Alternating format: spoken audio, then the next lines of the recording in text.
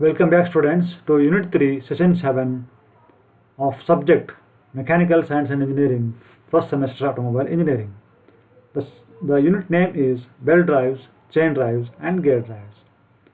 Before going to our Session 7, we will review the content that we have learnt in Unit 3 Session 6. ಇಲ್ಲಿ ನಾವು ಈ ಸೆಷನಲ್ಲಿ gear drive ಅಂದರೆ ಏನು, gear ಅಂದರೆ ಏನು, ಗೇರ್ ವೀಲ್ ಅಂದರೆ ಏನು, ಮತ್ತು ಗೇರ್ ವೀಲ್ಗಳ ಅಡ್ವಾಂಟೇಜ್ ಏನು, ಮತ್ತು ಗೇರ್ ವೀಲ್ಗಳ disadvantage as compare to belt drives ಇದ್ರ ಬಗ್ಗೆ ಕಲ್ತಿದ್ದೀವಿ. ಮೊದಲಿಗೆ ಗೇರ್ ವೀಲ್ ಅಂದರೆ ಅದು ಒಂದು ವೀಲು, ಅದ್ರ ಮೇಲೆ ಅದರ ಸರ್ಕಮ್ಫರೆನ್ಸ್ ಮೇಲೆ ಟೀತ್ಗಳನ್ನ ಕಟ್ ಮಾಡಿರ್ತೀವಿ. ಅಂತಹ ಒಂದು ವೀಲ್ಗೆ ಏನಂತ ಕರಿತೀವಿ ನಾವು ಗೇರ್ ವೀಲ್ ಅಂತ ಕರಿತೀವಿ. ಈ ಗೇರ್ ವೀಲ್ಗಳನ್ನು ನಾವು ಬೇರೆ ಬೇರೆ ಮೆಟಲ್ಸ್ಗಳಿಂದ ಮಾಡ್ಬೋದು, ಲೈಕ್ ಸ್ಟೀಲು, ಅಲ್ಯೂಮಿನಿಯಮ್ಮು, ಬ್ರಾಸು, ಬ್ರಾಂಜು ಇವುಗಳಿಂದ ಮಾಡ್ಬೋದು. ಅದಲ್ದೇ ಇವುಗಳು ನಾನ್ ಮೆಟಲ್ಸ್ ಅಂತಂದರೆ ಪ್ಲಾಸ್ಟಿಕ್ ಅಥವಾ ನೈಲಾನ್ ಅಂತ, ಎಕ್ಸಾಂಪಲ್ ನೈಲಾನ್ ಅಲ್ಲೂ ಕೂಡ ಗೇರ್ ಡ್ರೈವ್ನ ನಾವು ಮಾಡ್ಬೋದು, ವುಡ್ಡಲ್ಲೂ ಕೂಡ ಮಾಡ್ಬೋದು. ಆದರೆ ನೀವು ಯಾವ ಥರದ ಮಟೀರಿಯಲ್ನ ತೊಗೊತೀರೋ ಅದು ಯಾವ್ದು ಮೇಲೆ ಡಿಪೆಂಡ್ ಇರ್ತದೆ ಅಂತಂದರೆ ನೀವು ಎಲ್ಲಿ ಯೂಸ್ ಮಾಡ್ತೀರಿ ಅನ್ನೋದ್ರ ಮೇಲೆ ಡಿಪೆಂಡ್ ಆಗಿರ್ತದೆ. ಮತ್ತು ಎಷ್ಟು ಪವರ್ ಟ್ರಾನ್ಸ್ಮಿಟ್ ಮಾಡ್ತಾ ಇದ್ದೀರಾ, ಏನು ಅಪ್ಲಿಕೇಶನ್ನು, ಅದ್ರ ಮೇಲೆ ಯಾವ ಮಟೀರಿಯಲ್ ನೀವು ಯೂಸ್ ಮಾಡ್ತೀರಿ ಅನ್ನೋದು ಡಿಪೆಂಡ್ ಆಗಿರ್ತದೆ. ಸೊ ನಾರ್ಮಲಿ ಗೇರ್ ವೀಲ್ಗಳನ್ನ ನಾವು ಏನು ಮಾಡ್ತೀವಿ, ಎರಡು ಶಾಫ್ಟ್ ನಡುವೆ ಪವರ್ ಟ್ರಾನ್ಸ್ಮಿಟ್ ಮಾಡೋಕ್ಕೆ ಯೂಸ್ ಮಾಡ್ತೀವಿ. The major advantage of gear drive ಏನಪ್ಪ ಅಂತಂದರೆ ಟ್ರಾನ್ಸ್ಮಿಷನ್ ಎಫಿಷಿಯನ್ಸಿ ತುಂಬ ಜಾಸ್ತಿ ಇರ್ತದೆ ಕಂಪೇರ್ ಟು ಬೆಲ್ಟ್ ಡ್ರೈವ್ಸ್. ಇಲ್ಲಿ ಸ್ಲಿಪ್ಪೇ ಇರೋದಿಲ್ಲ, ಕ್ರೀಪ್ ಅನ್ನೋದು ಇರೋದಿಲ್ಲ, ಮತ್ತು ನಾವು ಇಲ್ಲಿ ಲಾರ್ಜ್ ಅಮೌಂಟ್ ಆಫ್ ಪವರ್ನ ಟ್ರಾನ್ಸ್ಮಿಟ್ ಮಾಡ್ಬೋದು. ಮತ್ತು ವೆಲಾಸಿಟಿ ರೇಷಿಯೋ ಏನಿರುತ್ತಲ್ಲ ಅದು ಕಾನ್ಸ್ಟೆಂಟ್ ಆಗಿರ್ತದೆ, ಯಾಕಂದರೆ ಸ್ಲಿಪ್ ಇಲ್ಲದೆ ಇರೋದ್ರಿಂದ. ಮೇಜರ್ ಡಿಸ್ಅಡ್ವಾಂಟೇಜ್ ಏನಪ್ಪ ಅಂತಂದರೆ ನಾವು ಇಲ್ಲಿ ಎರಡು ಶಾಫ್ಟ್ ನಡುವೆ ಪವರ್ ಟ್ರಾನ್ಸ್ಮಿಟ್ ಮಾಡಬಹುದು, ಆದರೆ ಆ ಎರಡು ಶಾಫ್ಟ್ ನಡುವೆ ಡಿಸ್ಟೆನ್ಸು ಕಮ್ಮಿ ಇರ್ತದೆ, ತುಂಬ ಕಮ್ಮಿ ಇರ್ತದೆ ಕಂಪೇರ್ ಟು ಬೆಲ್ಟ್ ಡ್ರೈವ್ಸ್. ನಾವು ಬೆಲ್ಟ್ ಡ್ರೈವ್ಸಲ್ಲಿ ಶಾಫ್ಟ್ ನಡುವೆ ಡಿಸ್ಟೆನ್ಸ್ ತುಂಬ ಜಾಸ್ತಿ ಇದ್ದರೂ ಕೂಡ ಟ್ರಾನ್ಸ್ಮಿಟ್ ಮಾಡ್ಬೋದು, ಆದರೆ ಗೇರ್ ಡ್ರೈವಲ್ಲಿ ಹಾಗಲ್ಲ, ತುಂಬ ಜಾಸ್ತಿ ಇದ್ದರೆ ಮಾಡೋಕ್ಕಾಗೋದಿಲ್ಲ. ಸ್ವಲ್ಪ ಮೀಡಿಯಮ್ ಆಗಿದ್ದರೆ ಮೇ ಬಿ ಅರೌಂಡ್ 1 ಮೀಟರ್ ಇರ್ಬೋದು, 1.5 ಮೀಟರ್ ಇರ್ಬೋದು, ಮಾಡ್ಬೋದು. ಹೇಗೆ ಅಂತಂದರೆ ಐಡ್ಲರ್ ಗೇರ್ಸ್ಗಳನ್ನ ಯೂಸ್ ಮಾಡಿಕೊಂಡು ನೀವು ಪವರ್ ಟ್ರಾನ್ಸ್ಮಿಟ್ ಮಾಡ್ಬೋದು. ಆದರೆ ಬೆಲ್ಟ್ ಡ್ರೈವಲ್ಲಿ ಮೋರ್ ದ್ಯಾನ್ 10 ಮೀಟರ್ ಇದ್ದರೂ ಕೂಡ ನೀವು ಮೀಟರ್ಸ್ ಗಟ್ಟಲೆ ಇದ್ದರೂ ಕೂಡ ನೀವು ಪವರ್ ಟ್ರಾನ್ಸ್ಮಿಟ್ ಈಸಿಲಿ ಮಾಡ್ಬೋದು, ಆದರೆ ಗೇರ್ ಡ್ರೈವಲ್ಲಿ ಅದು ಸಾಧ್ಯ ಇಲ್ಲ. ಈಗ ನಾವು ನಮ್ಮ ಸೆಷನ್ 7ಗೆ ಹೋಗೋಣ. ಸೆಷನ್ 7ನಲ್ಲಿ ನಾವು ಏನೇನು ಕಲಿತೀವಿ ಅನ್ನೋದ್ರ ಬಗ್ಗೆ ನೋಡೋಣ. ಟೇಬಲ್ ಆಫ್ ಕಂಟೆಂಟ್ ಇದು. ಈ ಸೆಷನ್ನಲ್ಲಿ ನಾವು ಕ್ಲಾಸಿಫಿಕೇಷನ್ ಆಫ್ ಗೇರ್ಸ್ ಬಗ್ಗೆ ಕಲಿತೀವಿ, ಗೇರ್ಸ್ಗಳಲ್ಲಿ ಎಷ್ಟು ಟೈಪ್ಸ್ ಇದೆ ಅನ್ನೋದನ್ನು ಕಲಿತೀವಿ. ಮತ್ತು ಎರಡನೇದ್ದು ಏನು ಕಲಿತೀವಿ, constructional and other features of spur gears, bevel gears and helical gears ಕುರಿತು ಕಲಿತೇವೆ. ಆಮೇಲೆ ಅದರ ಅಡ್ವಾಂಟೇಜಸ್ ಏನು, ಸ್ಪರ್ ಗೇರ್ ಅಡ್ವಾಂಟೇಜ್ ಏನು, ಡಿಸ್ಅಡ್ವಾಂಟೇಜ್ ಏನು, ಬಿವೆಲ್ ಗೇರ್ದು ಅಡ್ವಾಂಟೇಜ್ ಏನು, ಡಿಸ್ಅಡ್ವಾಂಟೇಜ್ ಏನು, ಹೆಲಿಕಲ್ ಗೇರ್ದು ಅಡ್ವಾಂಟೇಜ್ ಏನು, ಡಿಸ್ಅಡ್ವಾಂಟೇಜ್ ಏನು, ಮತ್ತು ಇವೆಲ್ಲ ಗೇರ್ ಡ್ರೈವ್ಗಳದ್ದು ಅಪ್ಲಿಕೇಶನ್ಸ್ ಎಲ್ಲೆಲ್ಲಿ ಇದೆ ಅನ್ನೋದನ್ನು ನಾವು ಕಲಿತೀವಿ. ಆಮೇಲೆ ಕೊನೆಯದಾಗಿ ನಾವು ಏನೇನು ಕಲ್ತೀವಿ ಈ ಸೆಷನಲ್ಲಿ ಅದನ್ನು ರಿವ್ಯೂ ಮಾಡ್ಕೊಳ್ಳೋಣ through a multiple choice question session. So ಮೊದಲಿಗೆ ಏನು, ಕ್ಲಾಸಿಫಿಕೇಷನ್ ಆಫ್ ಗೇರ್ಸ್. ನಾವು ಗೇರ್ಗಳನ್ನ ಕ್ಲಾಸಿಫೈ ಮಾಡ್ತೀವಿ ಬೇಸ್ಡ್ ಆನ್ 4 ಪ್ಯಾರಾಮೀಟರ್ಸ್. ಮೊದಲನೇ ಪ್ಯಾರಾಮೀಟರ್ ಏನು, according to the position of axis of shafts. ಶಾಫ್ಟ್ಗಳ ಆ್ಯಕ್ಸಿಸ್ಸು ಹೇಗಿದೆ, ಯಾವ ಥರ ಇದೆ, ಎರಡು ಶಾಫ್ಟ್ಗಳ ಆ್ಯಕ್ಸಿಸ್ಸು ಯಾವ ಥರ ಇದೆ ಅನ್ನೋದ್ರ ಮೇಲೆ ನಾವು ಅವೆರಡು ಪ್ಯಾರಲ್ ಆಗಿದ್ದರೆ ಆ್ಯಕ್ಸಿಸ್ಗಳು, ಗೇರ್ ಡ್ರೈವಲ್ಲಿ ಎರಡು ಪ್ಯಾರಲ್ ಆಗಿದ್ದರೆ ಅವಾಗ ನಾವು ಪ್ಯಾರಲ್ ಅಂತ ಕರಿತೀವಿ. ಅವೆರಡು ಆ್ಯಕ್ಸಿಸ್ಗಳು, ಶಾಫ್ಟ್ಗಳ ಆ್ಯಕ್ಸಿಸ್ಗಳು ಒಂದಕ್ಕೊಂದು ಇಂಟರ್ಸೆಕ್ಟ್ ಆಗ್ತಿದ್ರೆ ಅದಕ್ಕೆ ಇಂಟರ್ಸೆಕ್ಟಿಂಗ್ ಟೈಪ್ ಅಂತ ಕ್ಲಾಸಿಫೈ ಮಾಡ್ತೀವಿ. ಎರಡು ಶಾಫ್ಟ್ಗಳ ನಡುವೆ ಇರುವಂಥ ಆ್ಯಕ್ಸಿಸ್ಗಳು ಇಂಟರ್ಸೆಕ್ಟೂ ಆಗ್ತಾಯಿಲ್ಲ, ಪ್ಯಾರಲ್ಲೂ ಆಗ್ತಾಯಿದ್ರೆ ಅದನ್ನು ಈ ಥರ ಕ್ಯಾಟಗರೈಸ್ ನಾವು ಮಾಡ್ತೀವಿ. ಮೊದಲನೇ ಇದಕ್ಕೆ ಯಾವಾಗ ಎರಡು ಶಾಫ್ಟ್ಗಳು ಪ್ಯಾರಲ್ ಆಗಿರ್ತಾವೆ ಒಂದಕ್ಕೊಂದು, ಅದಕ್ಕೆ ಎಕ್ಸಾಂಪಲ್ಸ್ ಯಾವುದು ಅಂದರೆ spur gears, helical gears, double helical ಗೇರು ಮತ್ತು ಹೆರಿಂಗ್ ಬೋನ್ ಗೇರ್ಸು. ಯಾವಾಗ ಎರಡೂ ಶಾಫ್ಟ್ಗಳು ಒಂದಕ್ಕೊಂದು ಇಂಟರ್ಸೆಕ್ಟ್ ಆಗ್ತಾವೋ ಅದಕ್ಕೆ ಎಕ್ಸಾಂಪಲ್ಸ್ ಯಾವುದು ಅಂತಂದರೆ bevel gears, helical bevel gears. Examples for this category are spiral gears, worm gears and hypoid gears. ಈ ಗೇರ್ಗಳ ಕುರಿತು ನಾವು ಇನ್ನೂ ಜಾಸ್ತಿ ಕಲಿಯೋಣ ಮುಂದಿನ ನಮ್ಮ ಸ್ಲೈಡ್ಸ್ಗಳಲ್ಲಿ. ಸೊ ಈಗ ಎರಡನೇ ಕ್ರೈಟೀರಿಯಾ ಏನು, ಎರಡನೇ ಪ್ಯಾರಾಮೀಟರ್ ಏನು, according to peripheral velocity of gears the gear drive can be classified as low velocity, medium velocity and high velocity. ಮೂರನೇ ಪಾಯಿಂಟ್ ಏನು, ಮೂರನೇ ಪ್ಯಾರಾಮೀಟರ್ ಏನು, according to type of gearing the gear drives are classified as external gearing, internal gearing rack and pinion ಅಂತ ನಾವು ಹೇಳ್ತೀವಿ. ಈ external ಗೇರಿಂಗನ್ನು ನಾವು ಬಹಳ ಕಡೆ ಯೂಸ್ ಮಾಡ್ತೀವಿ. Will use these external gearing in lot of places. Internal gearing ಸ್ವಲ್ಪ limited. ಇದಕ್ಕೆ ಎಕ್ಸಾಂಪಲ್ ಏನಪ್ಪ, ಬೆಸ್ಟ್ ಎಕ್ಸಾಂಪಲ್ ಯಾವುದು ಅಂದರೆ ಎಪಿಸೈಕ್ಲಿಕ್ ಗೇರ್ಸ್. ಇದನ್ನು ಗೇರ್ ಬಾಕ್ಸ್ಗಳಲ್ಲಿ, ಆಟೋಮೊಬೈಲ್ ಗೇರ್ ಬಾಕ್ಸ್ಗಳಲ್ಲಿ, ಮಷಿನ್ ಗೇರ್ ಬಾಕ್ಸ್ಗಳಲ್ಲಿ, ಏರೋಪ್ಲೇನ್ ಗೇರ್ ಬಾಕ್ಸ್ಗಳಲ್ಲಿ, ಏರೋಸ್ಪೇಸ್ ಅಪ್ಲಿಕೇಶನ್ಸಲ್ಲಿ ಇದನ್ನು ತುಂಬ ಯೂಸ್ ಮಾಡ್ತೀವಿ. ಇದನ್ನು ಮಾತ್ರ ಕೆಲವು ಕಡೆ ಮಾತ್ರ ಯೂಸ್ ಮಾಡ್ತೀವಿ. ಅದು ಫೈನಲ್ ಡ್ರೈವ್ಸಲ್ಲಿ, ಈಗ ಆಟೋಮೆಟಿಕ್ ಟ್ರಾನ್ಸ್ಮಿಷನ್ಸಲ್ಲಿ, ಫೈನಲ್ ಡ್ರೈವ್ಸ್ ಅಂತ ಬರ್ತದೆ ಆಟೋಮೊಬೈಲ್ಸಲ್ಲಿ, ಅಲ್ಲಿ ಏನು ಮಾಡ್ತೀವಿ ನಾವು ಎಪಿಸೈಕ್ಲಿಕ್ ಗೇರ್ ಬಾಕ್ಸನ್ನು ಯೂಸ್ ಮಾಡ್ತೀವಿ. ಅಂಥ ಕಡೆ ಇಂಟರ್ನಲ್ ಗೇರಿಂಗನ್ನು ಯೂಸ್ ಮಾಡ್ತೀವಿ. ರ್ಯಾಕ್ ಆ್ಯಂಡ್ ಪಿನಿಯನ್ ಅಂದರೆ ಹೇಗೆ ಅಂತಂದರೆ, ಇಲ್ಲೇನಾಗುತ್ತೆ, ಪಿನಿಯನ್ನು ತಿರುಗುತ್ತೆ. ಆ ತಿರುಗೋ ಮೋಷನನ್ನು ರ್ಯಾಕ್ ಏನು ಮಾಡುತ್ತದೆ, ರೆಸಿಪ್ರೊಕೇಟಿವ್ ಮೋಷನ್ ಆಗಿ ಕನ್ವರ್ಟ್ ಆಗುತ್ತೆ.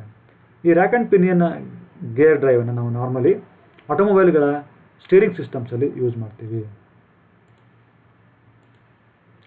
ಈಗ ಲಾಸ್ಟ್ ಕ್ರೈಟೀರಿಯಾ ಏನು ಅಂತಂದರೆ, according to the position and shape of the teeth.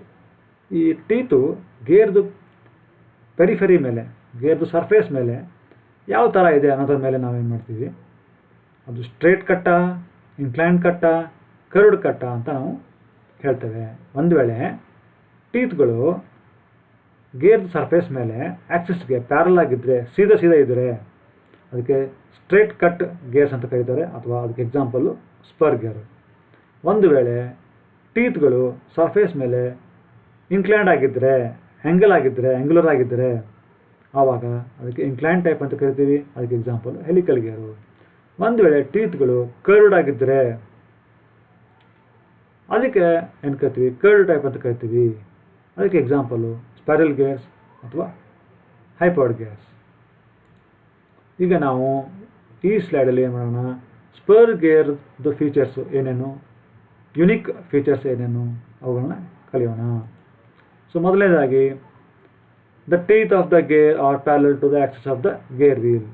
ಅಂದರೆ ಟೀತ್ಗಳು ಏನಿರ್ತವೆ ಆಕ್ಸಿಸ್ಗೆ ಪ್ಯಾರಲ್ ಆಗಿರ್ತವೆ. ಮತ್ತು ಈ ಗೇರ್ಗಳನ್ನ ಎಲ್ಲಿ ಯೂಸ್ ಮಾಡ್ತೀವಿ, to transmit power between two shafts parallel to each other. ನೋಡಿ, ಇದು ಈ ಪಿಕ್ಚರಲ್ಲಿ ನಾವು ನೋಡ್ಬೋದು, ಇಲ್ಲಿ 2 ಗೇರ್ಗಳಿದ್ದಾವೆ. ಈ ಪೇರ್ ಗೇರ್ ಅಂತ ಕರೀತಾರೆ, ಗೇರ್ ಡ್ರೈವ್ ಅಂತ ಕರೀತಾರೆ. ಇಲ್ಲಿ ಏನಾಗ್ತಾ ಇದೆ ಅಂದರೆ, ಈ ಶಾಫ್ಟಿಂದ ಈ ಶಾಫ್ಟ್ಗೆ ಪವರ್ ಟ್ರಾನ್ಸ್ಮಿಷನ್ ಆಗ್ತಾ ಇದೆ. ಇಲ್ಲಿ 2 ಗೇರ್ಗಳು, ಒಂದು ಇದು ಚಿಕ್ಕ ಗೇರ್ ಇದೆ, ಇದು ದೊಡ್ಡ ಗೇರ್ ಇದೆ. ಸೊ ಈ ಚಿಕ್ಕ ಗೇರ್ಗೆ ಪಿನಿಯನ್ ಅಂತ ಕರೀತಾರೆ, ದೊಡ್ಡ ಗೇರ್ಗೆ ಗೇರ್ ಅಂತ ಕರೀತಾರೆ. ಇಲ್ಲಿ ನೋಡಿ, ನೀವು ನೋಡಿದ್ರೆ, ಅಬ್ಸರ್ವ್ ಮಾಡಿದ್ರೆ ಗೊತ್ತಾಗ್ತಾ ಇದೆ, ಇವೆಲ್ಲ ಟೀತ್ಗಳು ಅಲ್ವೇ. ಈ ಟೀತ್ಗಳು ಈ ಆಕ್ಸಿಸ್ಗೆ ಪ್ಯಾರಲ್ ಆಗಿದ್ದಾವೆ. ಇಲ್ಲೂ ಕೂಡ ಈ ಟೀತ್ಗಳು ಈ ಆಕ್ಸಿಸ್ಗೆ ಪ್ಯಾರಲ್ ಆಗಿದ್ದಾವೆ. ಇಂಥ ಗೇರ್ಗಳಿಗೆ ನಾವೇನು ಕರಿತೀವಿ, ಸ್ಪರ್ ಗೇರ್ ಅಂತ ಕರಿತೀವಿ. ಈಗ ನಾವು ಒಂದು ವಿಡಿಯೋ ನೋಡೋಣ, ಆ ವಿಡಿಯೋದಲ್ಲಿ ಇನ್ನೂ ಜಾಸ್ತಿ ಅದ್ರ ಬಗ್ಗೆ, ಸ್ಪರ್ ಗೇರ್ ಬಗ್ಗೆ ಜಾಸ್ತಿ ಕಲಿಯೋಣ. ನೋಡಿ, ಇದು ಆ ವಿಡಿಯೋ ಇದೆ, ಇಲ್ಲಿ ನಾವು ಇದ್ರ ಬಗ್ಗೆ ಏನೋ ಜಾಸ್ತಿ ಕಲಿಯೋಣ. ನಾ ಈಗ ಪ್ಲೇನ್ ಮಾಡ್ತೀನಿ ನೋಡ್ರಿ, ಇದೊಂದು ಅನಿಮೇಷನ್ನು. ಸೊ ಇಲ್ಲಿ ನೀವು ನೋಡ್ಬೋದು, ಇವಾಗ ಇದೊಂದು ಗೇರ್ ಇಲ್ಲಿದೆ, ದೊಡ್ಡ ಗೇರು. ಇದೊಂದು ಮೀಡಿಯಮ್ ಸೈಜ್ ಗೇರ್ ಇದೆ, ಇಲ್ಲೊಂದು ಚಿಕ್ಕ ಗೇರ್ ಇದೆ. ನೋಡಿ, ಇಲ್ಲ ಟೀತ್ಗಳು ಯಾವ ಥರ ಇದ್ದಾವೆ, they are all straight cut. So this animation shows the working of spur gear drive. ಆಯ್ತಲ್ವೇ. ಈಗ ನಾವು ಮುಂದಿನ ಸ್ಲೈಡ್ಗೆ ಹೋಗೋಣ. ಈ ಸ್ಲೈಡಲ್ಲಿ ನಾವು ಸ್ಪರ್ ಗೇರ್ದು ಮೆರಿಟ್ಸ್ ಏನು ಮತ್ತು ಡಿಮೆರಿಟ್ಸ್ ಏನು, ಅಡ್ವಾಂಟೇಜ್ ಏನು, ಡಿಸ್ಅಡ್ವಾಂಟೇಜ್ ಏನು ಅನ್ನೋದರ ಕುರಿತು ಕಲಿಯೋಣ. ಮೊದಲಿಗೆ ಅಡ್ವಾಂಟೇಜ್ಗಳು ಏನು, ಗುಡ್ ಟ್ರಾನ್ಸ್ಮಿಷನ್ ಎಫಿಷಿಯನ್ಸಿ. ಇಲ್ಲೇನಾಗುತ್ತೆ ಅಂದರೆ, ಪವರ್ ಟ್ರಾನ್ಸ್ಮಿಟ್ ಆಗುತ್ತೆ ಬಿಟ್ವೀನ್ 2 ಟೀತ್. ಸೊ ಇಲ್ಲಿ ಒಂಥರ ಲೈನ್ ಕಾಂಟ್ಯಾಕ್ಟ್ ಇರ್ತದೆ ಯಾವಾಗಲೂ. ಹಾಗಿರೋದ್ರಿಂದ ಏನಾಗುತ್ತೆ, ಫ್ರಿಕ್ಷನ್ ಕಮ್ಮಿ ಆಗೋದ್ರಿಂದ ಟ್ರಾನ್ಸ್ಮಿಷನ್ ಎಫಿಷಿಯನ್ಸಿ ಜಾಸ್ತಿ ಇರುತ್ತೆ. ಮತ್ತು ಈ ಗೇರ್ ಟೀತ್ಗಳನ್ನ ಡಿಸೈನ್ ಮಾಡೋದು ಮತ್ತು ಮ್ಯಾನುಫ್ಯಾಕ್ಚರ್ ಮಾಡೋದು ಈಸಿ. ಸ್ಪೆಷಲ್ ಇಕ್ವಿಪ್ಮೆಂಟ್ ಬೇಕಾಗೋದಿಲ್ಲ, ಸ್ಪೆಷಲ್ ಸ್ಕಿಲ್ ಬೇಕಾಗೋದಿಲ್ಲ. ಹಾಗಾಗಿ ಇದನ್ನು ಪರ್ಚೇಸ್ ಮಾಡೋದು ಮತ್ತು ಮೇಂಟೈನ್ ಮಾಡೋದು ಅಷ್ಟೇನೂ ಕಾಸ್ಟ್ಲಿ ಆಗೋದಿಲ್ಲ compare to other type of gears. ಆಮೇಲೆ ಇಲ್ಲಿ ಗೇರ್ ಡ್ರೈವ್ಗಳಲ್ಲಿ ನಾರ್ಮಲಿ ಸ್ಲಿಪ್ ಇಲ್ಲದೇ ಇರೋದ್ರಿಂದ ಏನಾಗುತ್ತೆ, ವೆಲಾಸಿಟಿ ರೇಷಿಯೋ ಚೇಂಜ್ ಆಗೋದಿಲ್ಲ, ಕಾನ್ಸ್ಟೆಂಟ್ ವೆಲಾಸಿಟಿ ರೇಷಿಯೋ. ಮತ್ತು ಈ ಗೇರ್ಗಳು more reliable compare to belt drive. ಆಮೇಲೆ ಇಲ್ಲಿ ಲೈನ್ ಕಾಂಟ್ಯಾಕ್ಟ್ ಇರೋದ್ರಿಂದ ಮತ್ತು ಕಾಂಟ್ಯಾಕ್ಟ್ ಸರ್ಫೇಸ್ ಜಾಸ್ತಿ ಇಲ್ಲದೆ ಇರೋದ್ರಿಂದ ಲೂಬ್ರಿಕೇಷನ್ನು ಅಷ್ಟು ಜಾಸ್ತಿ ಬೇಕಾಗೋದಿಲ್ಲ. ಡಿಸಡ್ವಾಂಟೇಜ್ ಏನು? ಇಲ್ಲಿ ಲೈನ್ ಕಾಂಟ್ಯಾಕ್ಟ್ ಆಗಿರೋದ್ರಿಂದ ಮತ್ತು ಓನ್ಲಿ 2 ಟೀತ್ಗಳ ನಡುವೆ ಗೇರ್ ಎಂಗೇಜ್ ಆಗುತ್ತೆ. ಮತ್ತು ಎಂಗೇಜ್ಮೆಂಟ್ ಏನಿದೆಯಲ್ಲ, ಒಂದು ಟೀತ್ಗೂ ಮತ್ತು ಇನ್ನೊಂದು ಟೀತ್ಗೂ ನಡುವೆ ಎಂಗೇಜ್ಮೆಂಟು ಅದು ಗ್ರ್ಯಾಜುವಲಿ ಆಗೋದಿಲ್ಲ, it will be abrupt. So ಹಾಗಾಗಿ ಏನಾಗುತ್ತೆ, ಇವು ಯಾವಾಗ ಒಂದಕ್ಕೊಂದು ಗೇರ್ ಆಪ್ರೇಟ್ ಆಗ್ತಾವೋ, operation is not noiseless, noise ಇರುತ್ತೆ ಮತ್ತು ವೈಬ್ರೇಷನ್ ಇರುತ್ತೆ. ಸೊ ಇಲ್ಲಿ ಏನಾಗುತ್ತೆ, ಲೈನ್ ಕಾಂಟ್ಯಾಕ್ಟ್ ಇದೆ, ಸರ್ಫೇಸ್ ಕಾಂಟ್ಯಾಕ್ಟ್ ಇಲ್ಲ 2 ಟೀತ್ ನಡುವೆ. ಹಾಗಾಗಿ ಏನಾಗುತ್ತೆ, ಲೋಡು 2 ಟೀತ್ ನಡುವೆ ಮಾತ್ರ ಟ್ರಾನ್ಸ್ಮಿಟ್ ಆಗುತ್ತೆ. ಸೊ ಹಾಗಾಗಿ ಲೋಡ್ ಜಾಸ್ತಿ ತೊಗೊಳ್ಳಲ್ಲ ಈ ಗೇರ್ ಡ್ರೈವ್ಗಳು. ಮತ್ತು once again because of this reason wear and tear ಜಾಸ್ತಿ ಆಗುತ್ತೆ. ಈಗ ಏನು ಮಾಡೋಣ, ನಾವು ಸ್ಪೇರ್ ಗೇರ್ದು ಅಪ್ಲಿಕೇಶನ್ಸ್ನ ನೋಡೋಣ, ಎಲ್ಲಿ ಯೂಸ್ ಮಾಡ್ತಾರೆ ಅಂತ. ಸೊ ಸ್ಪೇರ್ ಗೇರ್ಗಳನ್ನ ಏನು ಮಾಡ್ತೀವಿ ನಾವು, ಆಟೋಮೊಬೈಲ್ದು ಸ್ಲೈಡಿಂಗ್ ಮೆಶ್ ಗೇರ್ ಬಾಕ್ಸಲ್ಲಿ ಯೂಸ್ ಮಾಡ್ತೀವಿ, ಗೇರ್ ಪಂಪ್ಸಲ್ಲಿ ಯೂಸ್ ಮಾಡ್ತೀವಿ, ಮೋಟರ್ಸಲ್ಲಿ ಯೂಸ್ ಮಾಡ್ತೀವಿ, ಲೇತಲ್ಲಿ ಯೂಸ್ ಮಾಡ್ತೀವಿ, ಮೆನಿ ಅದರ್ ಮಷಿನ್ಸಲ್ಲಿ ನಾವು ಇದನ್ನು ಯೂಸ್ ಮಾಡ್ತೀವಿ. ಎಲ್ಲೆಲ್ಲಿ 2 ಶಾಫ್ಟ್ಗಳ ನಡುವೆ, ಪ್ಯಾರಲಲ್ ಶಾಫ್ಟ್ಗಳ ನಡುವೆ ಪವರ್ ಟ್ರಾನ್ಸ್ಮಿಟ್ ಮಾಡಬೇಕು, ಅಲ್ಲಲ್ಲಿ ಏನು ಮಾಡ್ತೀವಿ ನಾವು, ಈ ಸ್ಪೇರ್ ಗೇರ್ಗಳನ್ನ ಯೂಸ್ ಮಾಡ್ತೀವಿ. ಮತ್ತು ನಿಮಗೆ ನಾಯ್ಸ್ ಬಗ್ಗೆ ಅಷ್ಟು ತಲೆ ಕೆಡಿಸ್ಕೋಬೇಕಾಗಿಲ್ಲ. ನಾಯ್ಸ್ ಬಂದರೆ ಪರವಾಗಿಲ್ಲ, ಕಾಸ್ಟ್ ಕಮ್ಮಿ ಇರಬೇಕು ಅಂತ ನೀವು ಅಂದ್ಕೊಂಡ್ರೆ ಅಂಥ ಕಡೆಗಳಲ್ಲಿ, ಮತ್ತು ಶಾಫ್ಟ್ ಪ್ಯಾರಲ್ ಆಗಿರಬೇಕು ಒಂದಕ್ಕೊಂದು, ಅಂಥ ಕಡೆಗಳಲ್ಲಿ ನಾಯ್ಸ್ ಬಂದರೂ ಪರವಾಗಿಲ್ಲ, ಕಾಸ್ಟು ಕಮ್ಮಿ ಇರಬೇಕು, ಮೇಂಟೆನೆನ್ಸ್ ಕಮ್ಮಿ ಇರಬೇಕು ಅಂತ ನೀವು ಅಂದ್ಕೊಂಡ್ರೆ ಅಂಥ ಕಡೆಗಳಲ್ಲಿ ನಾವು ಏನು ಮಾಡ್ಬೋದು, ಈ ಸ್ಪೇರ್ ಗೇರ್ಗಳನ್ನ ಯೂಸ್ ಮಾಡ್ಬೋದು. ನಾರ್ಮಲಿ ಆಟೋಮೊಬೈಲ್ದು ಸ್ಕೂಟ್ರಸ್ಸು ಮತ್ತು ಬೈಕ್ಸ್ಗಳಲ್ಲಿ ಸ್ಲೈಡಿಂಗ್ ಮೆಶ್ ಗೇರ್ ಬಾಕ್ಸನ್ನು ಯೂಸ್ ಮಾಡ್ತಾಯಿದ್ರು, ಈಗಲೂ ಕೆಲವು ಕಡೆ ಯೂಸ್ ಮಾಡ್ತಾರೆ. ಅಂಥ ಕಡೆಗಳಲ್ಲಿ ನಾವು ಸ್ಪೇರ್ ಗೇರ್ಗಳನ್ನ ಯೂಸ್ ಮಾಡ್ತೀವಿ. ಸ್ಲೈಡಿಂಗ್ ಮೆಶ್ ಇದೆ ಅಂತಂದರೆ ಆವಾಗ ನಾವು ಸ್ಪೇರ್ ಗೇರ್ ಯೂಸ್ ಮಾಡೋಕ್ಕಾಗತ್ತೆ, ಹೆಲಿಕಲ್ ಗೇರ್ಗಳನ್ನ ಯೂಸ್ ಮಾಡೋಕ್ಕೆ ಆಗೋದಿಲ್ಲ. ಮತ್ತು ಸ್ಪೇರ್ ಗೇರ್ ಯೂಸ್ ಮಾಡ್ಕೊಂಡಿರೋ ಪಂಪ್ಸ್ ಇದೆ, ವಾಟರ್ ಪಂಪ್, ಹೈಡ್ರೋಲಿಕ್ ಪಂಪ್ಸ್ ಬರ್ತವೆ. ಆ ಪಂಪ್ಸಲ್ಲಿ ಕೂಡ ನಾವು ಈ ಸ್ಪೇರ್ ಗೇರ್ಗಳನ್ನ ಯೂಸ್ ಮಾಡ್ತೀವಿ. ಓಕೆ, ಲೇತಲ್ಲಿ ಯೂಸ್ ಮಾಡ್ತಾರೆ, ಸುಮಾರು ಮಷಿನ್ಗಳಲ್ಲಿ ಯೂಸ್ ಮಾಡ್ತಾರೆ. ನೋಡಿ, ಇದು ಒಂದು ಎಕ್ಸಾಂಪಲ್ಲು. ಇದು ಆಟೋಮೊಬೈಲ್ದು ಇದು ಕ್ಯಾಂಪ್ ಶಾಫ್ಟು. ಸೊ ಇದು ಕ್ರ್ಯಾಂಕ್ ಶಾಫ್ಟು, ಇದು ಕ್ಯಾಂಪ್ ಶಾಫ್ಟು. ಸೊ ಈ ಕ್ರ್ಯಾಂಕ್ ಶಾಫ್ಟಿಂದ ಪವರು ಅಥವಾ ಡ್ರೈವ್ ಅಂತಾರಲ್ಲ, ಅದನ್ನು ಏನು ಮಾಡ್ತಾಯಿದ್ದೀವಿ ನಾವು, ಈ ಕ್ರ್ಯಾಂಕ್ ಶಾಫ್ಟಿಂದ ಕ್ಯಾಂಪ್ ಶಾಫ್ಟಿಗೆ ತೊಗೊಂಡು ಹೋಗ್ತಾ ಇದ್ದೀವಿ. ಇದಕ್ಕೆ ಐಡ್ಲರ್ ಗೇರ್ ಅಂತ ಕರೀತಾರೆ. ಸೊ ಇಲ್ಲಿ ನೋಡಿ, ಟೀತ್ಗೆಲ್ಲ ಸ್ಟೇಟ್ ಇದೆ. ಸೊ ಇಂಥ ಕಡೆಗಳಲ್ಲಿ ಕೂಡ ನಾವು ಯೂಸ್ ಮಾಡ್ಬೋದು. ಇದು ಒಂದು ಎಕ್ಸಾಂಪಲ್ಲು. ಇಲ್ಲಿ ಇದಕ್ಕೆ ಇಂಟರ್ನಲ್ ಗೇರ್ ಅಂತ ಕರೀತಾರೆ, ಇದು ಎಕ್ಸ್ಟರ್ನಲ್ ಗೇರು. ಸೊ ಇಲ್ಲಿ ಈ ಶಾಫ್ಟ್ನಿಂದ ಆ ಶಾಫ್ಟ್ಗೆ ಪವರ್ ಟ್ರಾನ್ಸ್ಮಿಟ್ ಆಗ್ತಾ ಇದೆ. ಇಲ್ಲಿ ಕೂಡ ಟೀತ್ಸು ಸ್ಟೇಟ್ ಕಟ್ ಆಗಿದೆ. ಇಂಥ ಅಪ್ಲಿಕೇಶನ್ಲ್ಲೂ ಕೂಡ ನಾವು ಸ್ಪೇರ್ ಗೇರ್ನ ಯೂಸ್ ಮಾಡ್ಬೋದು. ನೋಡಿ, ಈ ಪಿಕ್ಚರು ಒಂದು ಸ್ಲೈಡಿಂಗ್ ಮೆಶ್ ಗೇರ್ ಬಾಕ್ಸ್ನ ತೋರಿಸ್ತಾ ಇದೆ, automobile sliding mesh gear box ಇದು. ಇಲ್ಲಿ ನೋಡಿ, ಈ ಗೇರ್ಗಳಿವೆ, ಈ ಮೇಲ್ಗಡೆ ಈ ಶಾಫ್ಟಲ್ಲಿ ಇದು ಔಟ್ಪುಟ್ ಶಾಫ್ಟು, ಇದು ಇನ್ಪುಟ್ ಶಾಫ್ಟು. ಸೊ ಕ್ಲಚ್ಚಿಂದ ಪವರ್ ಇಲ್ಲಿ ಬರ್ತದೆ, ಇದು ವೀಲ್ಸ್ಗೆ ಹೋಗುತ್ತೆ. ಇಲ್ಲಿ ನೋಡಿ ಸ್ಪ್ಲ್ಯಾಂಡ್ಸ್ ಇದೆ, ಇದ್ರ ಮೇಲೆ ಈ ಗೇರ್ಗಳು, ಇವೆಲ್ಲ ಗೇರ್ಗಳನ್ನು ಕೂಡ ನೋಡಿ ಹೇಗಿದೆ, ಟೀತ್ ಸೀದಾ ಕಟ್ಟಾಗಿದೆ, ಅಂದರೆ ಇವೆಲ್ಲ ಸ್ಪೇರ್ ಗೇರ್ಗಳು. ಸೊ ಇಲ್ಲಿ ನಾವೀಗ ಈ ಗೇರ್ಗೆ ಇದನ್ನು ಎಂಗೇಜ್ ಮಾಡಬೇಕು ಅಂತಂದರೆ ಈ ಗೇರ್ನ ನಾವು ಹಿಂದಕ್ಕೆ ತೊಗೊಂಬರ್ಬೇಕು, ಈ ಶಾಫ್ಟ್ ಮೇಲೆ ಟುವರ್ಡ್ಸ್ ಏನ್ಬೋದು ರೈಟ್ ಸೈಡ್ ತೊಗೊಂಬಂದರೆ ನೀವು ಈ ಗೇರ್ ಲಿವರ್ ಇದು ಇರುತ್ತೆ ಇಲ್ಲಿ, ಆ ಗೇರ್ ಲಿವರ್ನ ಮೂವ್ ಮಾಡಿದಾಗ ನೀವು ಈ ಗೇರ್ಗಳನ್ನ ಮುಂದೆ ತೊಗೊಂಡೋಗ್ಬೋದು, ಇಲ್ಲ ಹಿಂದೆ ತೊಗೊಂಬರ್ಬೋದು.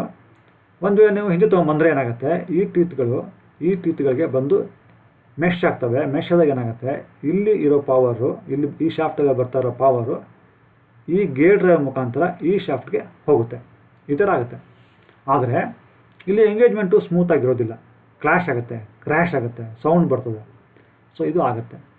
ಅದೇ ಫಸ್ಟ್ ಗೇರಲ್ಲಿ ಆಗಿದ್ದರೆ ಏನು ಕ್ರ್ಯಾಶ್ ಆಗೋದಿಲ್ಲ. ಆದರೆ ಇದು ಮೂವಿಂಗ್ ವೆಹಿಕಲ್ಸಲ್ಲಿ ಆದರೆ ಕ್ರ್ಯಾಶ್ ಆಗುತ್ತೆ. ಆವಾಗ ಟೀತ್ಗಳ ಮೇಲೆ ಸಡನ್ನಾಗಿ ಲೋಡ್ ಬೀಳ್ತದೆ.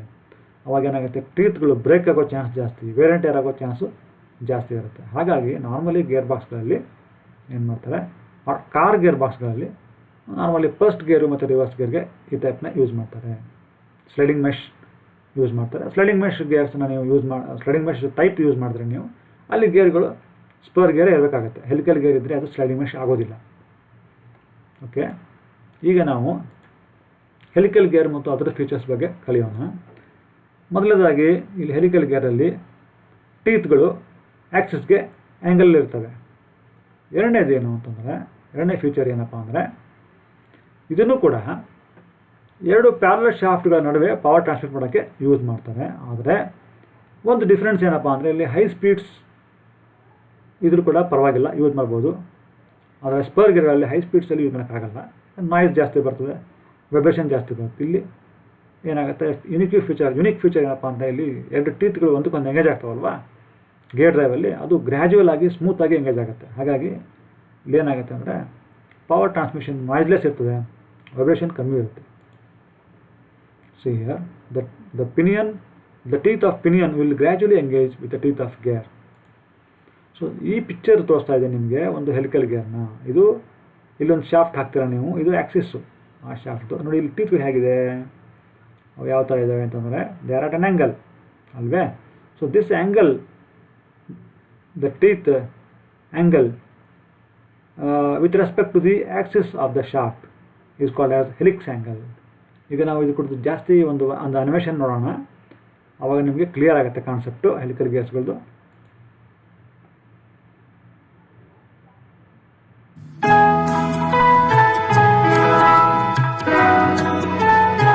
ನೋಡಿ ನೀವು ನೋಡ್ತಾ ಇದ್ದೀರಾ ಇಲ್ಲಿ ಇದು ಆ್ಯಕ್ಸಿಸ್ಸು. ನೋಡಿ ಇವು ಟೀತ್ಗಳಿವೆಲ್ಲ, ಈ ಟೀತ್ಗಳೆಲ್ಲ ಸೀದಾ ಇಲ್ಲ, they are at an angle. So this angle with respect to the axis of the shaft is called as helical angle or helix angle.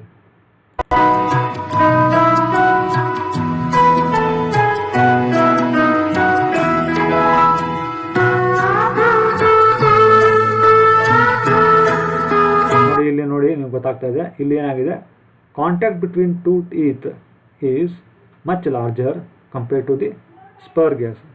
So ಇಲ್ಲಿ ಸರ್ಫೇಸ್ ಕಾಂಟ್ಯಾಕ್ಟ್ ಇದೆಯಲ್ಲ ಎರಡು ಟೀತ್ ನಡುವೆ ಜಾಸ್ತಿ ಇದೆ, ಆಗಿರೋದ್ರಿಂದ ನಾಯ್ಸ್ ಮತ್ತು ಗ್ರ್ಯಾಜುವಲಿ ಎಂಗೇಜ್ ಆಗ್ತಾ ಇದೆ. ಹಾಗಾಗಿ ಏನಾಗ್ತಾ ಇದೆ, ಇಲ್ಲಿ ನಾಯ್ಸ್ ಕಮ್ಮಿ ಬರುತ್ತೆ, ವೈಬ್ರೇಷನ್ ಕಮ್ಮಿ ಬರ್ತದೆ, ಮತ್ತು ನೀವು ಜಾಸ್ತಿ ಪವರ್ನ ಟ್ರಾನ್ಸ್ಮಿಟ್ ಮಾಡಬಹುದು.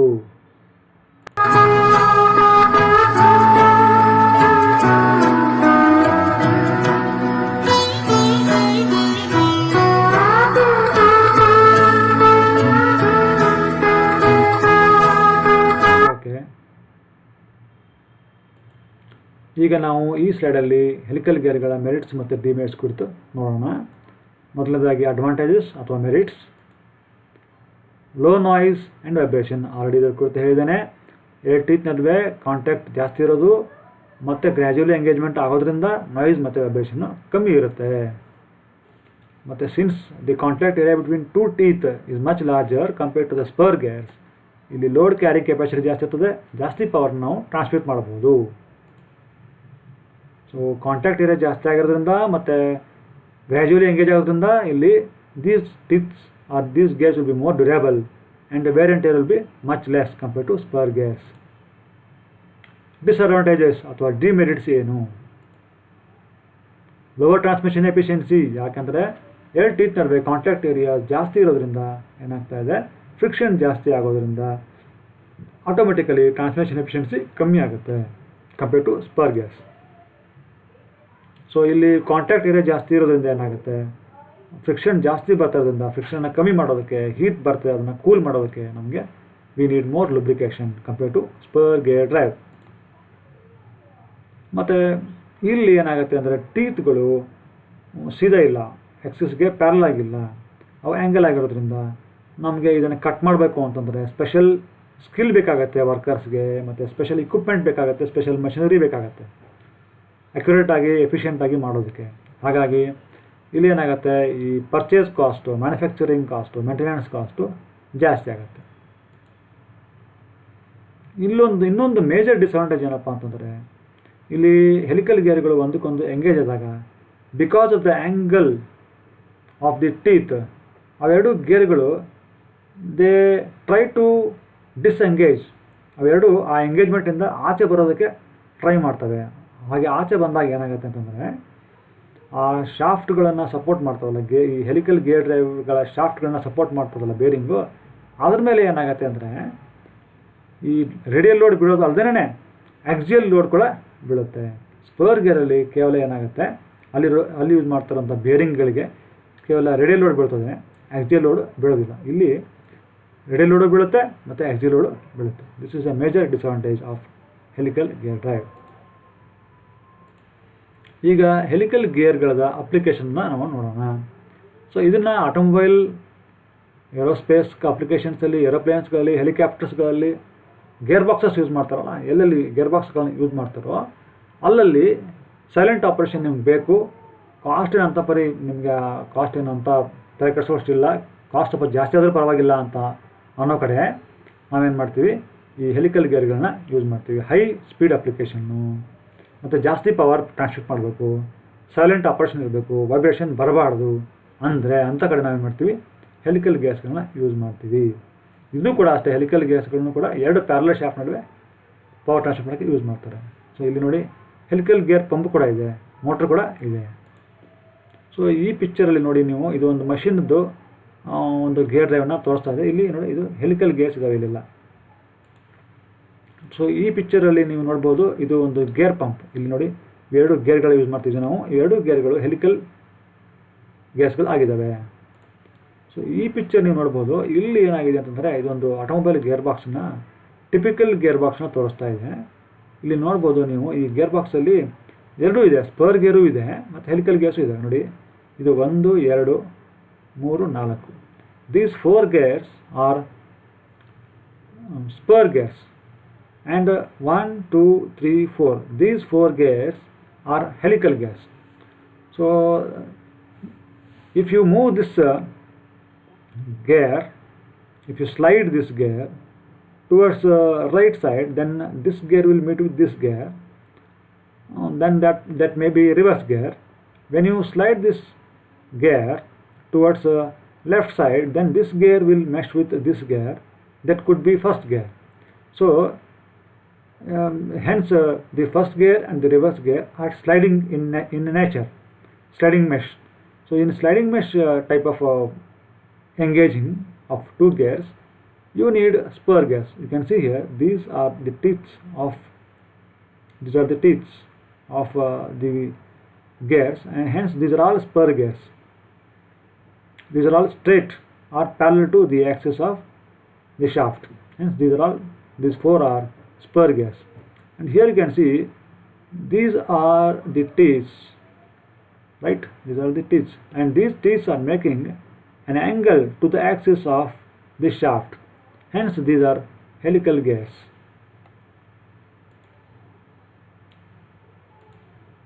ಈಗ ಬಿವೆಲ್ ಗೇರ್ದು ಫೀಚರ್ಸ್ನ ನಾವು ನೋಡೋಣ. These gears are used to transmit power between 2 shafts which are at an angle, and one more feature is these gears are conical in shape. ನೋಡಿ ಈ ಪಿಕ್ಚರಲ್ಲಿ ನೋಡಿದ್ರೆ ನಿಮ್ಗೆ ಗೊತ್ತಾಗ್ತಾ ಇದೆ, ಇಲ್ಲಿ 2 ಗೇರ್ಗಳಿದ್ದಾವೆ. ಇದೊಂದು ಗೇರು, ಈ ಸ್ಮಾಲ್ ಗೇರ್ಗೆ ಪಿನ್ ಅಂತ ಕರೀತಾರೆ, ಬಿಗ್ ಗೇರ್ಗೆ ಗೇರ್ ಅಂತ ಕರೀತಾರೆ. ಇಲ್ಲೇನಾಗ್ತದೆ ನೋಡಿ, ಈ ಗೇರ್ದು ಶಾಫ್ಟು ಈ ಥರ ಇದೆ, ಈ ಗೇರ್ ಶಾಫ್ಟು ಈ ಥರ ಇದೆ. ಅವೆರಡು ಇಲ್ಲಿ ಮೀಟ್ ಆಗ್ತದೆ, ಈ ಪಾಯಿಂಟಲ್ಲಿ ಮೀಟ್ ಆಗ್ತಾ ಇದ್ದಾವೆ. ಅದೆಷ್ಟಿದೆ, 90 ಡಿಗ್ರಿ ಇದೆ. ಸೊ ಆ್ಯಂಗಲ್ ಇದೆ. ಸೊ ಇಲ್ಲಿ ಪವರ್ ನಾವು ಈ ಶಾಫ್ಟಿಂದ ಈ ಶಾಫ್ಟ್ ಟ್ರಾನ್ಸ್ಫರ್ ಮಾಡ್ತೀವಿ. ಈ 2 ಶಾಫ್ಟ್ಗಳು they are at an angle to each other. ಮತ್ತು ಹಾಗೆ ನೀವು ನೋಡ್ಬೋದು, ಇಲ್ಲಿ ಶೇಪ್ ಇದೆಯಲ್ಲ, ಇದು ರೆಕ್ಟ್ಯಾಂಗಲ್ ಆಗಿಲ್ಲ, ಇದು ಕೊನಿಕಲ್ ಶೇಪಲ್ಲಿದೆ. ನೋಡಿ, ಇದ್ದದ್ದು ಆಗಲಿ ಕಟ್ ಸೆಕ್ಷನ್ ತೊಗೊಂಡ್ರೆ ನೀವು ಕೊನಿಕಲ್ ಶೇಪಲ್ಲಿ ಇರುತ್ತೆ. ಈಗ ನಾವು ಒಂದು ವಿಡಿಯೋ ನೋಡೋಣ, ಒಂದು ಅನಿಮೇಷನ್ ನೋಡೋಣ. ಆ ಅನಿಮೇಷನಲ್ಲಿ ನಿಮಗೆ ಕ್ಲಿಯರಾಗಿ ಗೊತ್ತಾಗುತ್ತೆ.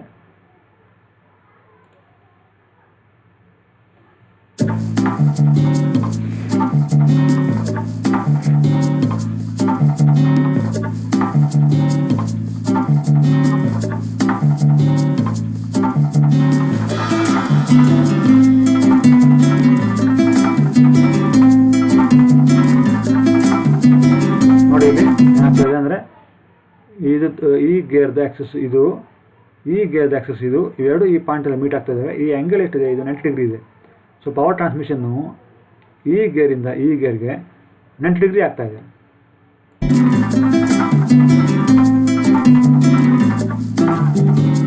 ಇನ್ನೊಂದು ಅಬ್ಸರ್ವ್ ಮಾಡ್ಬೋದು, ಇಲ್ಲಿ ನೋಡಿ ಟೀತ್ಗಳು, ಇಲ್ಲಿ ಟೀತ್ಗಳು ಹೇಗಿದೆ, ಸ್ಟ್ರೇಟ್ ಕಟ್ಟಿದೆ, ಇಲ್ಲಿ ಟೀತ್ಗಳು ಹೆಲಿಕಲ್ ಕಟ್ಟಿದೆ. ಸೊ ಈ ಥರ ನೀವು ಬೆವೆಲ್ ಗೇರ್ ಡ್ರೈವಲ್ಲಿ ಟೀತ್ಗಳು ಸ್ಟ್ರೇಟ್ ಕಟ್ ಇರ್ಬೋದು, ಹೆಲಿಕಲ್ ಇರ್ಬೋದು, ಇವನ್ ಏನು ಹೈಪಾಯ್ಡ್ ಕೂಡ ಇರ್ಬೋದು, ಸ್ಪೈರಲ್ ಕೂಡ ಇರ್ಬೋದು, ಎರಡು ಕೂಡ ಇರ್ಬೋದು.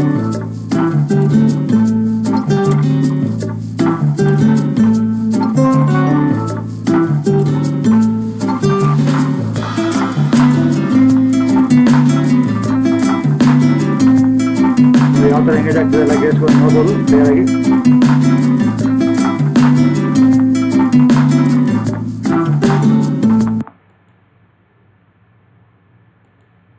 ಈಗ ನಾವು ಬಿವೆಲ್ ಗೇರ್ಗಳದ್ದು ಮೆರಿಟ್ಸ್ ಮತ್ತು ಡಿಮೆರಿಟ್ಸ್ ಅಂದರೆ ಅಡ್ವಾಂಟೇಜ್ ಮತ್ತು ಡಿಸ್ಅಡ್ವಾಂಟೇಜ್ ಹೋಗ್ಬಿಟ್ಟು ಈ ಸ್ಲೈಡಲ್ಲಿ ನೋಡೋಣ. ಸೊ ಮೊದಲನೇದಾಗಿ ಅಡ್ವಾಂಟೇಜ್ಗಳು ಅಥವಾ ಮೆರಿಟ್ಸ್ಗಳು ಏನು? The power can be transmitted between two shafts at N angle. So ಇದೇ ಮೇಜರ್ ಒಂದು ಅಡ್ವಾಂಟೇಜ್ ಬಿವೆಲ್ ಗೇರ್ಗಳದ್ದು. ಎರಡು ಶಾಫ್ಟ್ಗಳು ಯಾವಾಗಲಾದರೂ ಆ್ಯಂಗಲಲ್ಲಿದ್ದರೆ, ಒಂದಕ್ಕೊಂದು ಆ್ಯಂಗಲ್ ಆಗಿದ್ದರೆ, ಪ್ಯಾರಲ್ ಆಗಿಲ್ಲ, ಆ್ಯಂಗುಲರ್ ಆಗಿದ್ದರೆ ಒಂದಕ್ಕೊಂದು, if they are making an angle ಮಾಮೂಲಿ 90 ಡಿಗ್ರಿ, ಆವಾಗ ನಾವು ಬಿವೆಲ್ ಗೇರ್ಸ್ ಡ್ರೈವ್ನ ಯೂಸ್ ಮಾಡೋಕ್ಕಾಗತ್ತೆ. ಡಿಸ್ಅಡ್ವಾಂಟೇಜಸ್ ಏನು ಅಂತಂದರೆ,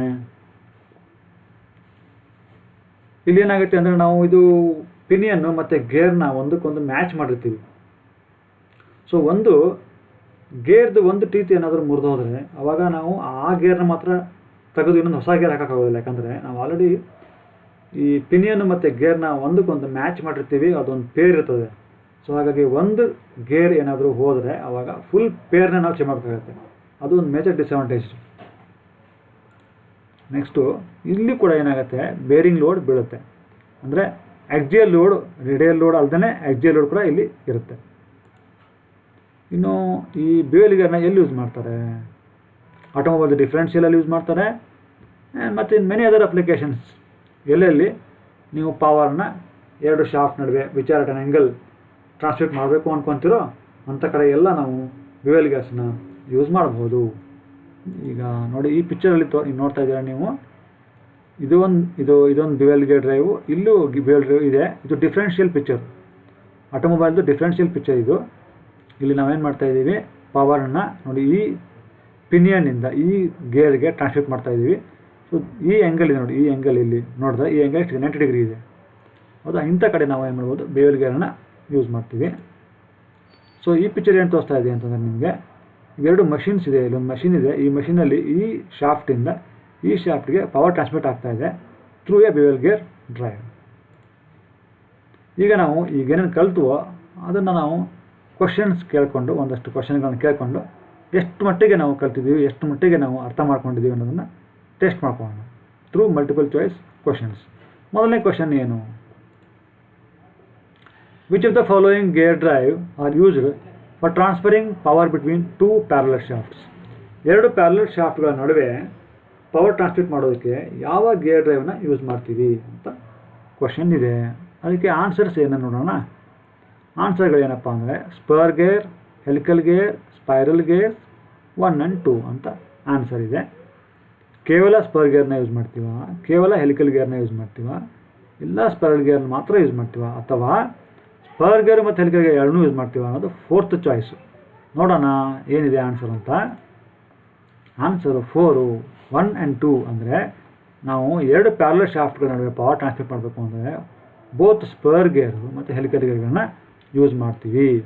ಸ್ಪೈರಲ್ ಗೇರ್ನ ಎಲ್ಲಿ ಯೂಸ್ ಮಾಡ್ತೀವಿ ಅಂದರೆ ನಾನ್ ಇಂಟರ್ಸೆಕ್ಟಿಂಗ್, ನಾನ್ ಪ್ಯಾರಲಲ್ ಇದ್ದರೆ ಶಾಫ್ಟ್ಗಳು ಆಕ್ಸಿಸ್ಸು, ಅಂಥ ಕಡೆ ಸ್ಪೈರಲ್ ಗೇರ್ನ ಯೂಸ್ ಮಾಡ್ತೀವಿ. ನೆಕ್ಸ್ಟ್ ಕ್ವಶನ್ ಏನಪ್ಪ ಅಂತಂದರೆ, which of the following gear drive are used for transferring power between two intersecting shafts? ಎರಡು ಇಂಟರ್ಸೆಕ್ಟಿಂಗ್ ಶಾಫ್ಟ್ಗಳಿದ್ದಾವೆ, ಅದರ ನಡುವೆ ಪವರ್ ಟ್ರಾನ್ಸ್ಮಿಟ್ ಮಾಡಬೇಕು ಅಂತಂದರೆ ಯಾವ ಗೇರ್ ಡ್ರೈವ್ನ ಯೂಸ್ ಮಾಡ್ತೀವಿ ಅನ್ನೋದು ಕ್ವಶನ್ನು. ಆನ್ಸರ್ಗಳು ಎಷ್ಟಿದ್ದಾವೆ ಅಂತಂದರೆ 4 ಇದೆ. ಇದರಲ್ಲಿ ಸ್ಪರ್ ಗೇರ್ ಇದೆ, ಮತ್ತು ವಾಪಸ್ಸು ಹೆಲಿಕಲ್ ಗೇರ್ ಇದೆ, ಬಿವೆಲ್ ಗೇರ್ ಇದೆ, ಮತ್ತು ಫೋರ್ತ್ ಆಪ್ಷನ್ ಏನಪ್ಪ ಅಂದರೆ 1 and 2 ಅಂದರೆ ಸ್ಪರ್ ಗೇರ್ನೂ ಯೂಸ್ ಮಾಡ್ತೀವಿ, ಹೆಲಿಕಲ್ ಗೇರ್ನೂ ಯೂಸ್ ಮಾಡ್ತೀವಿ ಅಂತ ಅನ್ನೋದು ಆಪ್ಷನ್ನು. ನೋಡೋಣ ಆನ್ಸರ್ ಏನು ಅಂತ. ನಿಮಗೆಲ್ಲ ಗೊತ್ತಿರೋ ಹಾಗೆ ಇದರ ಆನ್ಸರು ಬಿವೆಲ್ ಗೇರ್. ಯಾಕಂದರೆ ಬಿವೆಲ್ ಗೇರ್ಗಳನ್ನು ಎರಡು ಶಾಫ್ಟ್ ನಡುವೆ ಪವರ್ ಟ್ರಾನ್ಸ್ಮಿಟ್ ಮಾಡೋಕ್ಕೆ ಯೂಸ್ ಮಾಡ್ತಾರೆ, provided the shafts are at an angle to each other.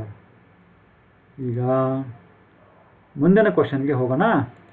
ಇದೇನಿದೆ, which of the following gears are used in sliding mesh gear box of an automobile? ಅಂದರೆ ಆಟೋಮೊಬೈಲಲ್ಲಿ normally 2 ವೀಲರ್ಸಲ್ಲಿ ಮತ್ತು ಸ್ಕೂಟರ್ಸಲ್ಲಿ ಏನು ಮಾಡ್ತಾರೆ, ಸ್ಲೈಡಿಂಗ್ ಮೆಶ್ ಗೇರ್ ಬಾಕ್ಸ್ನ ಯೂಸ್ ಮಾಡ್ತಾರೆ. ಇಲ್ಲಾಂದರೆ ಮೆನಿ ಕಾರ್ಸ್ಗಳು ಕೂಡ ಫಸ್ಟ್ ಗೇರು ಮತ್ತು ರಿವರ್ಸ್ ಗೇರಲ್ಲಿ ಸ್ಲೈಡಿಂಗ್ ಮೆಶ್ ಗೇರ್ ಬಾಕ್ಸ್ನ ಸ್ಲೈಡಿಂಗ್ ಮೆಶ್ ಮೆಕ್ಯಾನಿಸಮ್ನ ಯೂಸ್ ಮಾಡ್ತಾರೆ, ಎರಡು ಗೇರ್ಗಳನ್ನ ಮೆಶ್ ಮಾಡೋದಕ್ಕೆ. ಅಲ್ಲಿ ಯಾವ ಥರದ ಗೇರ್ಗಳನ್ನ ಯೂಸ್ ಮಾಡ್ತಾರೆ? ಹೆಲಿಕಲ್ ಗೇರ್ ಯೂಸ್ ಮಾಡ್ತಾರಾ? ನೋಡೋಣ ಆಪ್ಷನ್ ಯಾವ್ದು ನೋಡೋಣ.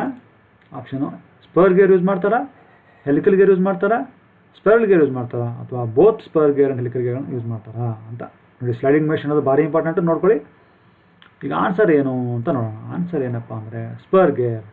ಸೊ ಹೆಲಿಕಲ್ ಮೆಶ್ ಮೆಕ್ಯಾನಿಸಮನ್ನು ಯೂಸ್ ಮಾಡ್ತೀವಲ್ಲ, ಎರಡು ಗೇರ್ಗಳನ್ನ ಮೆಶ್ ಮಾಡೋದಕ್ಕೆ, ಅಂಥ ಕಡೆಗಳಲ್ಲಿ ಹೆಲಿಕಲ್ ಗೇರ್ಗಳನ್ನಾಗಲಿ ಸ್ಪೈರಲ್ ಗೇರ್ಗಳನ್ನಾಗಲಿ ಯೂಸ್ ಮಾಡೋಕ್ಕಾಗೋದಿಲ್ಲ. ಕಾನ್ಸ್ಟೆಂಟ್ ಮೆಶ್ ಗೇರ್ ಬಾಕ್ಸ್ ಇದ್ದರೆ ಮಾತ್ರ ಹೆಲಿಕಲ್ ಗೇರು ಅಥವಾ ಸ್ಪೈರಲ್ ಗೇರ್ಗಳನ್ನು ಯೂಸ್ ಮಾಡಬಹುದು. ಆದರೆ ಸ್ಲೈಡಿಂಗ್ ಮೆಶ್ ಮಾಡಬೇಕು ಅಂತಂದರೆ ಆ ಎರಡೂ ಗೇರ್ಗಳು ಏನಾಗಿರಬೇಕು, ಸ್ಪರ್ ಗೇರೇ ಆಗಿರಬೇಕು.